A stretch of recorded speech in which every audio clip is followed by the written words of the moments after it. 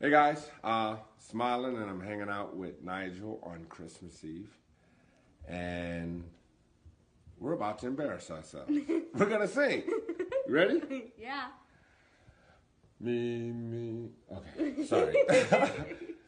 You better watch out. You better not cry. You better not pout. I'm telling you why. Santa Claus is coming to town. Dope, dope, dope. He's making a list and checking it twice. He's gonna find out who's naughty or nice.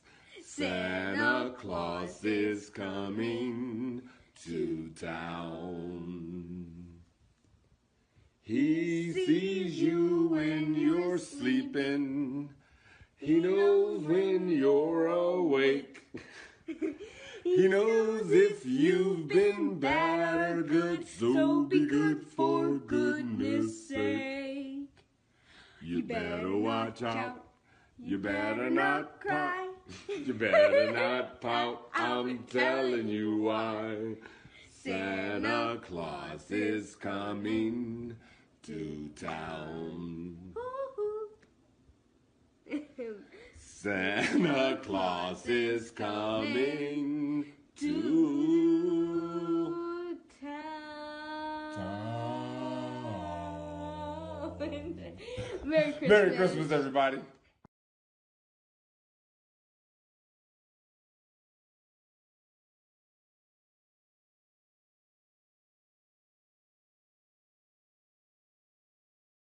Sir, your full name and date of birth?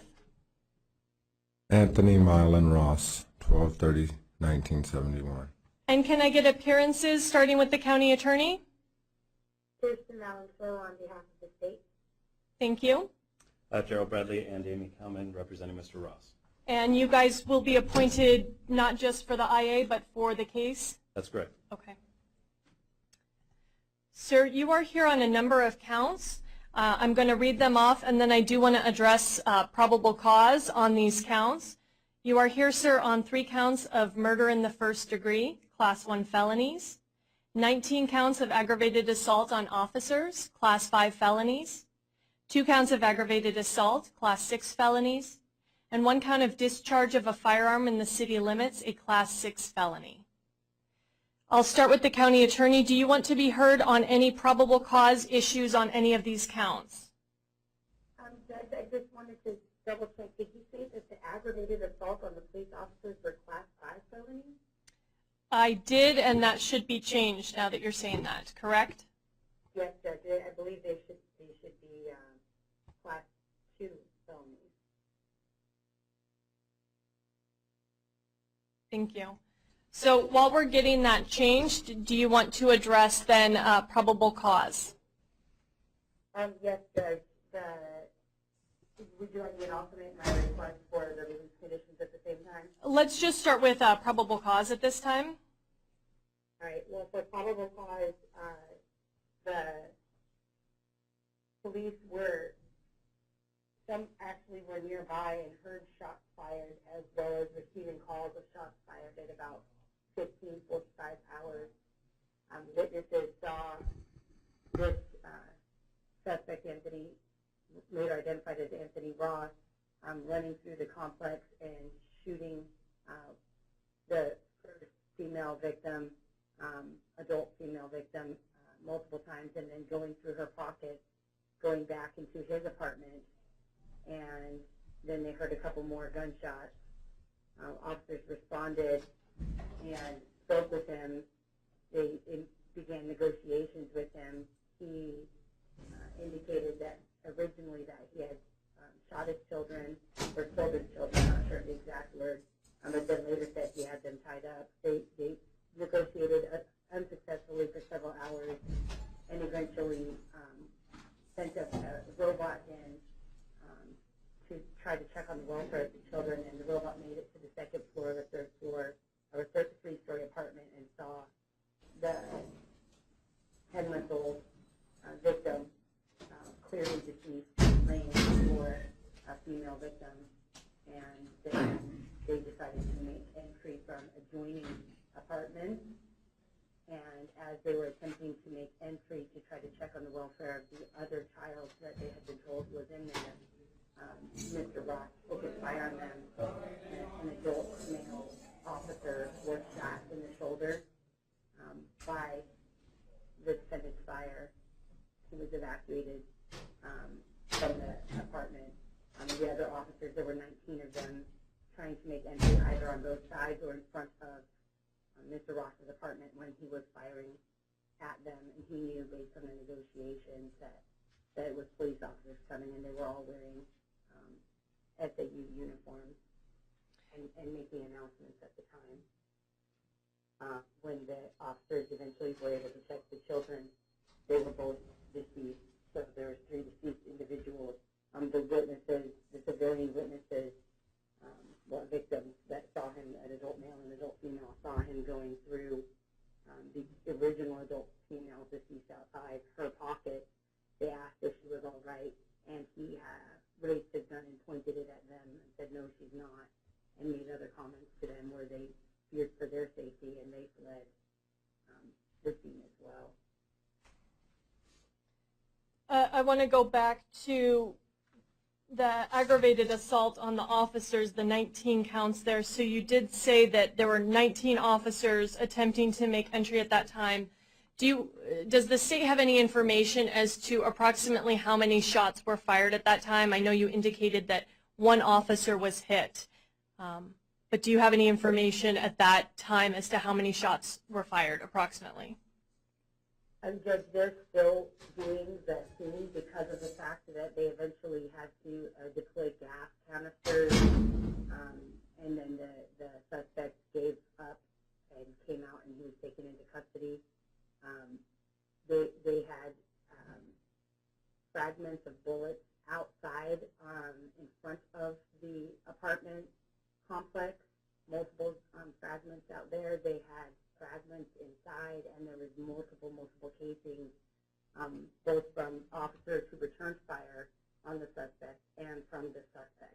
However, because it is such a large scene with 3 floors and 3 deceased individuals, at this time the scene agents have not finished the count of how many casings there are, but there were multiple shots fired, not just 1. And they were breaching the apartment. I don't know if I was clear. They were breaching it. They actually cut holes in the walls of the adjoining apartments and were breaching those walls to try to get into where he was at in his apartment. Okay. Ms. Valenzuela, on the 19 counts, those are at least listed here as 13-1204A1A. So I understand that the A1 or A2 section is a Class 2 felony, but these are charged differently than that. So I believe that those are going to run as Class 5 felonies. Okay, well, I apologize. I don't have the sheet that you have, was not sent to me. All I have is the factual summary from looking through it, so I apologize for that. And that is what the police submitted him on, but I can tell you that wasn't their intent. Okay. So I think it's an error that they need to come correct. Okay. Anything else that you want to add in terms of probable cause at this time?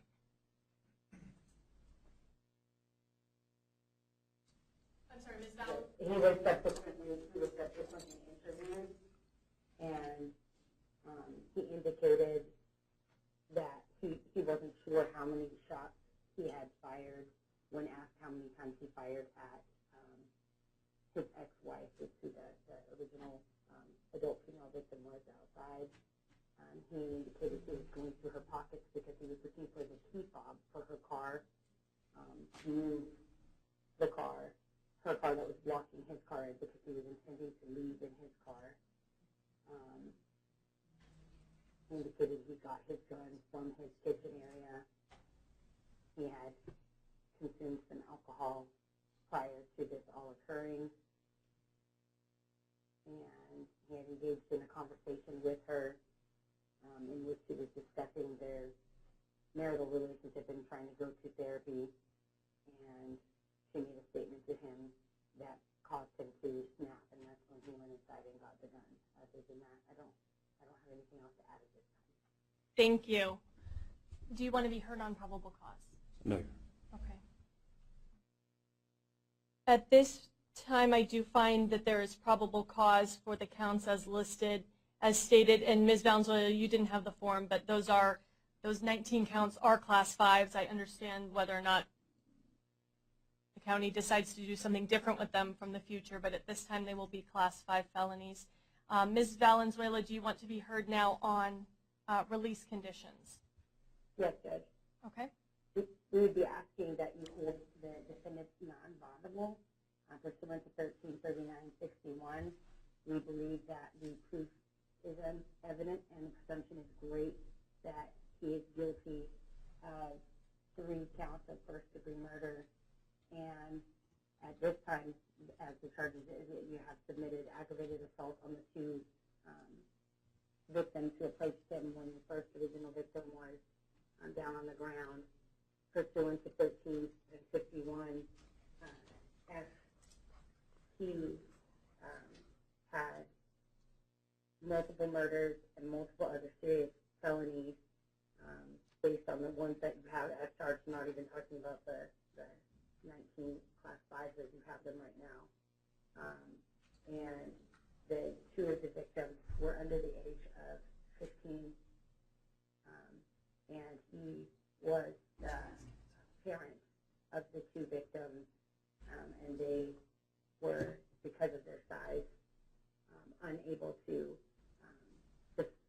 defend themselves and were senseless. So he has multiple different aggravating factors where the proof is evident and the presumption is great that this would be a capital offense. And because of that, we would ask that he be held non-bondable. Do you wish to be heard on release conditions? Judge, is the theory that it's a DCAC count, is that one of the reasons she's asking for the case to be non-bondable? Ms. Valenzuela, the question posed is whether or not the theory is that these are DCAC from the defense counsel. No, the 133961 reads that a person who is in custody shall not be admitted to bail if the proof is evident or the presumption great that the person is guilty of the offense charged, and the offense charged is one of the following. And then subsection 1 says a capital offense. And when you go to 13751, which defines, that's the capital statute in Arizona, 13751F talks about the aggravators. He has multiple serious offenses, which is 1 aggravator. 2 of the victims were children, which is another aggravator. He has multiple murders, and it was especially heinous, cruel, or depraved to class the F6 because of the fact that he was a parental relationship, and the children, it was a senseless murder, and the children were unable to defend themselves based on their size. So because it is a evident presumption great that it will be capital offense, that is why we're asking it to be non-bondable, not because there's UCAC charges. Ms. Valenzuela, I believe you mentioned that one was a 10-month-old. What was the age of the other child victim? 11 years old. And you did say 10 months old? That's correct. Okay. Mr. Bradley? Judge, we're certainly not stipulating to any of that, but we don't want to address it at this time. It may need to be addressed later. Having just been appointed, we're operating with not a whole lot of information.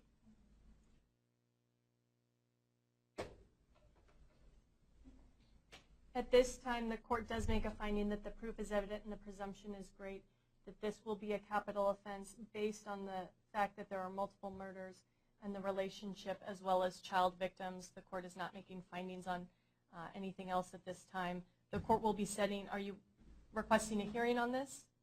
Not at this time. Okay.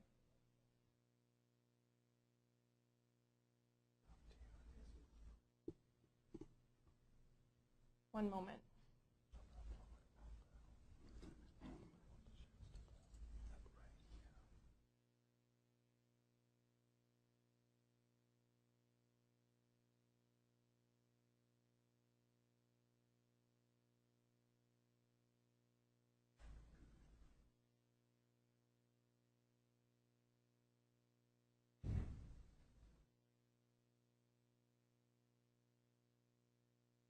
Sir, with that finding, you will be held at this time without bond, and your attorneys can discuss more with you about what that means and what you might do in the future. Again, the court has appointed you 2 attorneys to represent you on this case. You have a status conference set for January 3rd at 8:30 and a preliminary hearing for January 5th at 8:45. Both of those are at 175 West Madison. Even though you are being held without bond, you may not initiate contact with any of the victims, witnesses or officers, or next of kin. That includes no calling from the jails, no sending postcards from the jails, and no third-party contact. You can't contact someone and ask them to contact any of those people on your behalf. Mr. Ross, do you have any questions about any of that? No. Is there anything else we need to address at this time, Ms. Valenzuela? No, Judge. Anything else from defense counsel? No, Your Honor. Okay, we stand in recess on this. Please step to the right and sign for your paperwork. Ms. Valenzuela, thank you.